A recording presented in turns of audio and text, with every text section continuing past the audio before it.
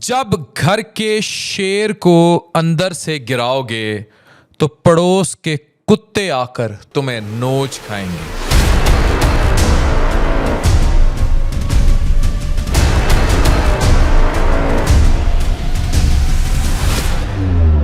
Iran में क्या हो रहा है और इससे पाकिस्तान पर कितने असरात आएंगे?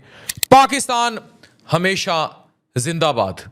ये वीडियो बहुत अहम है, इसको देखिए, सीखिए कि अगली बारी किसकी है अगर यूनिटी ना रही तो। अफसोस, सद अफसोस, ईरान जल रहा है।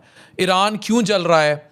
मुकम्मल स्टैट्स, फैक्ट्स, फिगर्स इस डॉक्यूमेंट्री में। कोई आम एहतजाज नहीं है, ये कोई वक्ती मौशी शोर नहीं है, ये कोई अचानक उठने वाला हजूम नहीं है। ये एक ऐसा तूफान है जो हमारे दरवाजे के बिल्कुल साथ जन्म ले रहा है।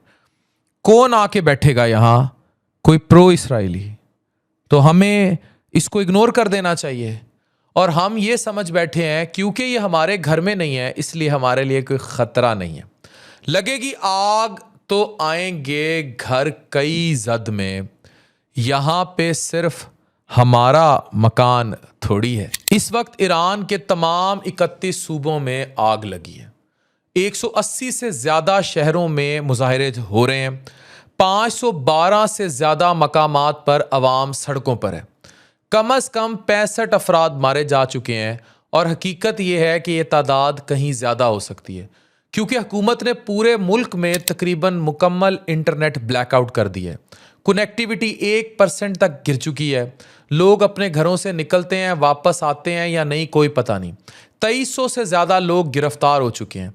इमारत मुख्तलिफ जगहों पर जल रही हैं, बसेस रोकी जा रही हैं, उन्हें जलाया जा रहा है, मार्केट्स तबाह हो रही हैं। तेहरान को खुद ईरानी सहाफ़ी वॉर जोन कह रहे हैं और हमें बताया जा रहा है कि ये सिर्फ महंगाई का मसला है। ऐसे इतने बड़े बड़े मुजाहरे तो यूके, यूएसए में भी होते हैं, फिर ये इस कदर इंतशार क्यों? ये रजीम चेंज की बातें क्यों? ये डॉक्ट्राइन कौन लिख रहा है? ट्रंप का क्या किरदार है? हाँ, महंगाई है, लेकिन सवाल ये है कि ये महंगाई है क्यों?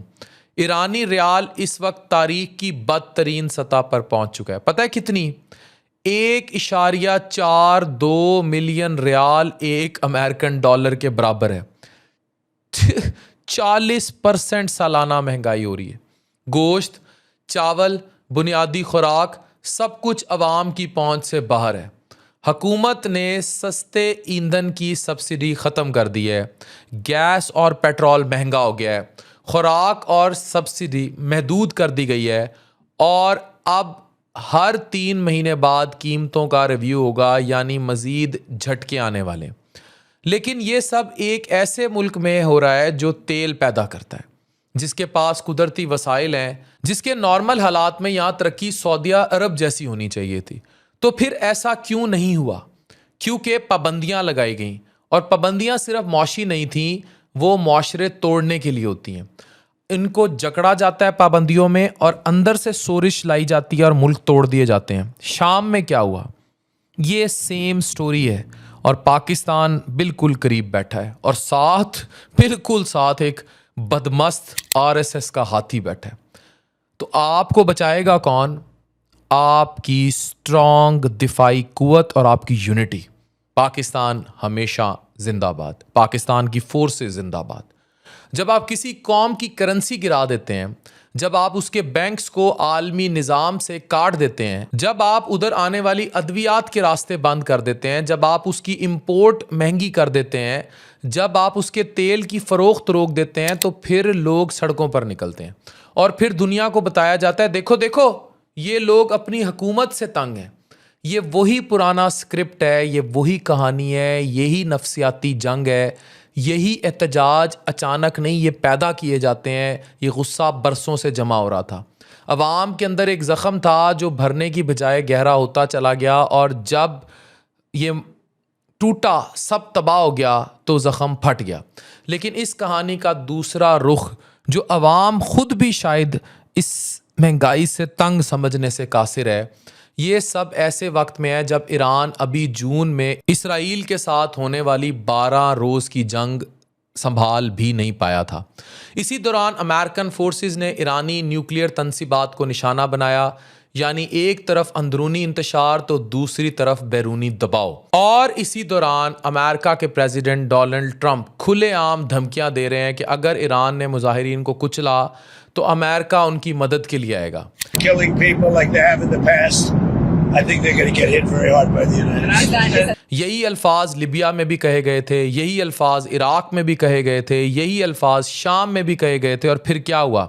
रियासतें टूट गईं, कौमें बिखर गईं, गैर मुल्की फ़ौजें आ गईं, प्राइवेट मिलिटेंट ग्रुप्स बन गए, प्रॉक्सीज ग्रो कर गईं और वो वेस्टर्न कॉलोनी बन गए डब खड़ब्बे से मुल्क। ईरान में जो कुछ हो रहा है वो सिर्फ एक अंदरूनी मसला नहीं है, ये जियो पॉलिटिक्स का हिस्सा है। कुछ दिन पहले आपने देखा कि वेनेजुएला के प्रेसिडेंट को अगवा किया गया, न्यूयॉर्क के जेल में डाला गया, अदालत ने तारीख दी और अब वेनेजुएला के तेल के ज़खायर पर अमेरिका का कब्ज़ा है। ये कोई हादसा नहीं है, ये भी डॉक्ट्राइन है। नवंबर 2025 में जारी होने वाली ट्रंप डॉक्ट्राइन में साफ लिखा है कि दुनिया में जहां भी तेल, गैस या कुदरती वसाइल होंगे वहां मुख्तलिफ ताकतों को मुस्तहकम नहीं होने दिया जाएगा। और इसमें यह भी लिखा है कि मैं ना सिर्फ अमेरिका को सबसे ताकतवर बनाऊंगा बल्कि इसराइल को मुस्तकिल तौर पर महफूज भी करूंगा। ये असल खेल है। आज ईरान इस खेल का मैदान है और अगर ईरान की मौजूदा हुकूमत गिर गई तो ये सिर्फ तेहरान की तब्दीली नहीं होगी, ये पूरे खित्ते में अजाब आएगा। बलूचिस्तान के करीब कौन बैठेगा? सवाल है। कोयटा के साथ कौन खड़ा होगा? खलीज में किसका असर बढ़ेगा? और सबसे अहम, पाकिस्तान के मगरिब में कौन होगा? जब आपकी फ़िज़ाओं पर ड्रोन थे, भारतीय ड्रोन थे, लेकिन वो थे इसराइली साख्ता, तो कौन होगा? जवाब चाहिए। और तारीख़ हमें एक बात सिखाती है, जब हम अपने घर के शेर को मार देते हैं या गिरा देते हैं तो पड़ोस के कुत्ते आकर घरों पर हुकूमत करते हैं। हियर कम्स, मजबूत होना है आप सबको। पाकिस्तानियों, ये समझने की ज़रूरत है। सद्दाम गया, इराक बिखर गया, कज़ाफ़ी गया, लिबिया मिट गया, असद कमज़ोर हुआ, शाम टूट गया और हर बार यही कहा गया वो डिक्टेटर था। मगर सवाल ये है कि उसके बाद क्या आया? अमन? उन मुल्कों में अमन आया? खुद मुख्तारी आई? तरक्की आई? नहीं। अब आया क्या? गैर मुल्की फ़ौजें, American bases, Israeli bombs, private jets और ना ख़त्म होने वाली खौफनाक जंगें और कहत साली, बर्बादी। ये कोई ह्यूमन राइट्स की जंग नहीं, ये जियो पॉलिटिक्स है, ये रिसोर्सिस की जंग है, ये कंट्रोल की जंग है। वो अब्दी जंग जो कभी हाथियों पे लड़ी जाती थी, कभी घोड़ों पर, आज हथियारों पर है। और हमें ये समझना होगा कि उम्मत के मफादात जुड़े होते हैं। हम अलग अलग जजीरे नहीं हैं, हम एक निशाना है। एंड पाकिस्तान का मतलब क्या? ला इलाहा इल्लल्लाह। नहीं बचेंगे अगर यूनिटी नहीं रहेगी। ये अटैक करेंगे अगर इत्तेहाद नहीं रहेगा। ये अटैक करेंगे अगर अंदर सोरिश पनपती रहेगी और उसको सपोर्ट मोदी की आरएसएस आइडियोलॉजी करती रहेगी। ये पनपते रहेंगे अगर हम एक पाकिस्तान और पाकिस्तान जिंदाबाद का नारा नहीं लगाएंगे। ये याद रखें, कोई तुमसे ये नहीं पूछेगा कि तुम किस फ़िरके से हो, किस सूबे से हो, किस पॉलिटिकल पार्टी को सपोर्ट करते हो, तुम्हारी रंग क्या है, नस्ल क्या है, ज़ात क्या है। They will attack you. कोई ये नहीं पूछेगा कि तुम हो कौन। You will be crushed. और अगर तुम पाकिस्तान की बका चाहते हो तो पाकिस्तान में सॉलिडेरिटी और अमन सबसे ज़रूरी है। ईरान आज दीवार है, कल गिर गई तो हम अगली ईंट हो सकते हैं। ये जज्बाती बात नहीं है, ये जियोग्राफी है, ये तारीख़ है, ये पावर पॉलिटिक्स है। और जो मीडिया आज ये बयानियाँ बेच रहा है कि ईरान का लीडर भाग रहा है, रिजीम ख़त्म हो रही है, रूस जा रहा है, ये सिर्फ अवामी इनकलाब है, वो या तो नादान है या वो वेस्टर्न मीडिया की तरह बिक चुका है। कौमें ख़बरों से नहीं मरती, कौमें गलत तज्जियों से मरती हैं। और अगर हमने इस तूफ़ान को ना समझा तो याद रखें, तूफान कोई तारीफ नहीं रखता। हमारे लिए पाकिस्तान सबसे पहले, पाकिस्तान हमेशा जिंदाबाद। इस वीडियो को अमर कर दीजिए, शेयर कीजिए और याद रखिए हमें ये बातें समझनी है, समझानी है और इस पर अमल करना है। Unity is the key.